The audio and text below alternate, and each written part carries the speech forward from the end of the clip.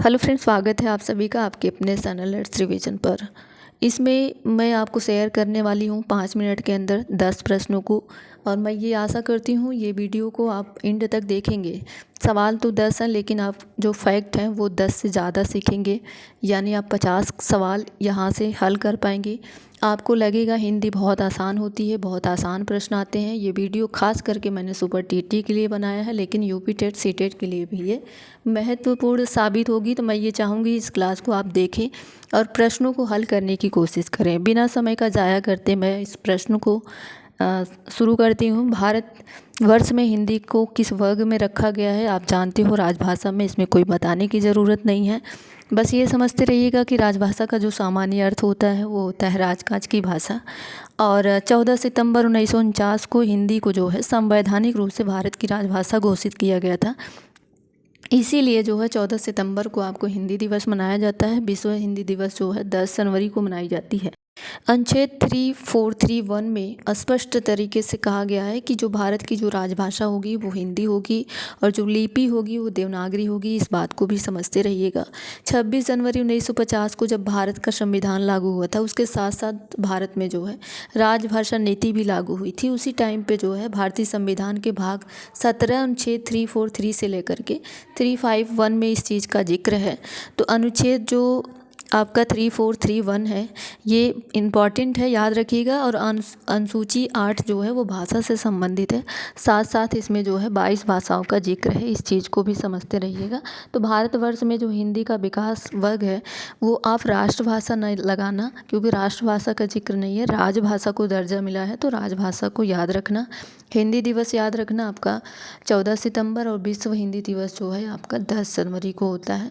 तो आपका अगर भाषा से प्रश्न बनेगा तो इन्हीं सबसे बन सकता है, तो इस चीज़ को भी याद रखिएगा आप सब। हिंदी की विशिष्ट ब्रजभाषा किस रूप में सबसे अधिक प्रसिद्ध है? राजभाषा, तकनीकी भाषा या राष्ट्रभाषा? तो यहाँ पे काव्य भाषा आपका ठीक हो जाएगा। हिंदी की विशिष्ट बोली ब्रजभाषा जो है वो सबसे ज़्यादा अधिक प्रसिद्ध है काव्य भाषा के रूप में। तो इसका आंसर जो है वो डी ठीक हो जाएगा। यहाँ पे महत्वपूर्ण प्रश्न है, स्टार लगाइएगा। और हमने बताया राजभाषा, उस चीज़ को भी समझते रहिएगा। अगला क्वेश्चन देखेंगे। यहाँ पे ढूंढाड़ी जो है वो बोली जो है कहाँ की है? तो पूर्वी राजस्थान की है, इस बात को आप जानते हैं। ढूंढाड़ी के साथ साथ आपका हड़ौती भी जो है पूर्वी राजस्थान की बोली है, इस चीज़ को यहाँ पे याद रखिएगा। जब भी आपके एग्ज़ाम में प्रश्न बने कि जो ढूंढाड़ी बोली है वो कहाँ की है, तो राजस्थान बताओगे, वो भी पूर्वी राजस्थान की ना। तो इस तरह से आपको प्रश्न एग्ज़ाम के अंदर मिलते हैं।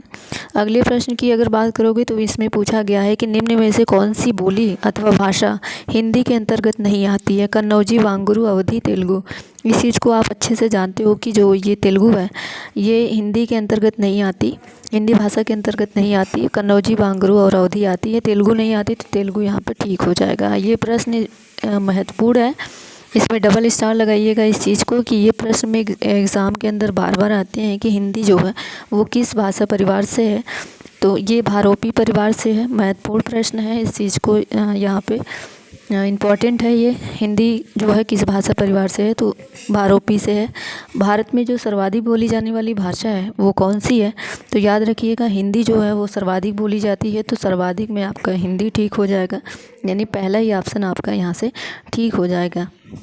अगले क्वेश्चन की अगर बात करोगे तो ये आपका हिंदी भाषा का जन्म पूछा गया है कि किससे हुआ है? तो अपभ्रंश से मानी जाती है। तो अपभ्रंश आंसर इसका ठीक हो जाएगा।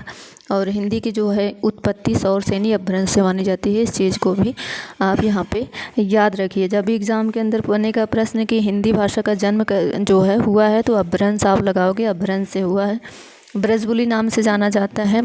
पंजाबी, मराठी, गुजराती, पुरानी बांग्ला को ब्रजबुली के नाम से जाना जाता है, इस चीज़ को आप ध्यान रखिएगा। और निम्न में से कौन सी भाषा देवनागरी लिपि में लिखी जाती है? तो हिंदी भी मराठी भी आपकी देवनागरी में लिखी जाती है, दोनों बात को याद रखिएगा। तो यहाँ पे आपका आंसर जो है वो सी ठीक हो जाएगा। यानी इसमें पूछा गया है कि कौन सी भाषा देवनागरी लिपि में लिखी जाती है। मराठी के साथ हिंदी भी लिखी जाती है, तो इस चीज़ को समझते रहिएगा। लास्ट प्रश्न है कि जो अधिकतर भारतीय भाषाओं का विकास है वो किस लिपि में हुआ है? तो ब्राह्मी लिपि में हुआ है। इजी प्रश्न थे सारे। आई होप चीज़ें आप सबको समझ में आई होंगी। और अगर चैनल पे नए हैं तो चैनल को सब्सक्राइब करना ना भूलिएगा। Thank you so much.